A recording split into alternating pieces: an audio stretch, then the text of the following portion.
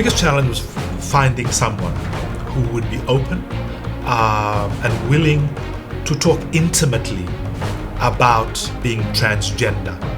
Also, there's a transgender community here to try and get their trust. Because if we screw this up, the trust won't be there. So that was, for us, was the biggest challenge. Second challenge was filming in public. And as Rani mentioned, we were stopped in public on the street, which was ridiculous.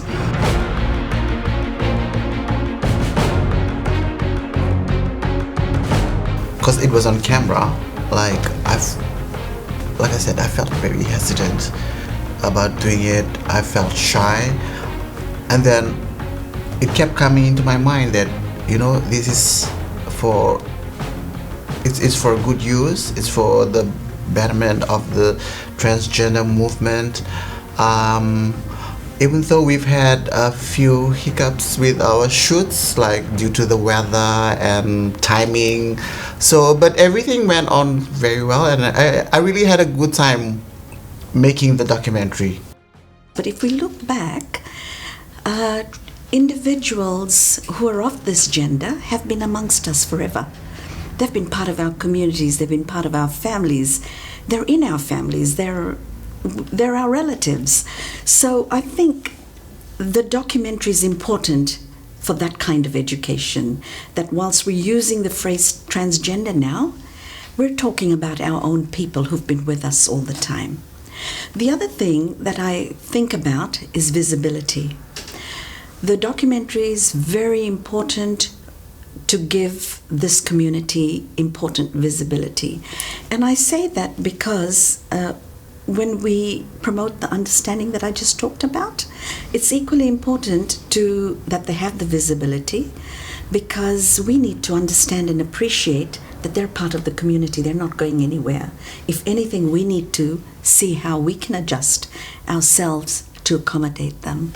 And that particular one, Within the Street, it took me somehow, because I felt quite sad watching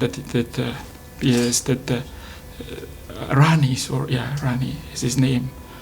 And Rani somehow has a story to tell us as a society, as Pacific Islanders. And I felt quite sad because I've heard and I've known many stories like his. Yes, I'm not going to be emotional here, but yes, I felt that we don't understand their side of the story. And I think that that's why this film is so fantastic, because it's such a beautiful film, and it's the story of Rani's life, and therefore it becomes a story about a person. And that's where I think, I'm sure, the students will be very touched and will see beyond those labels. I want to take a moment to, honor the documentation of a very important piece, in the life of not just a trans person, but like the trans population. Honoring that is important because what this does is it also, it moves us into a moment of justice. In this day and age, I think we have to be open to them and allow them to live within the society, within the church. Yes, and accept them and try to understand them. It hurts, like I said, life is tough, but we can only understand. And where is God in all this? Yeah, that's what we need to do, to find God in them and love them. The film really depicts also the complexities of violence, that violence is so many different things, gender-based violence is so many different things.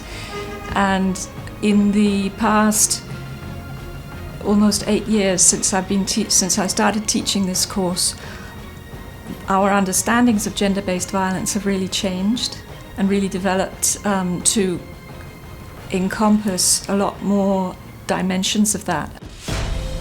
And I like the fact that it's called weaving, because it comes back to weaving is a sacred thing. It's a sacred art. It's a political act. It's a warfare. And as you weave, you speak life.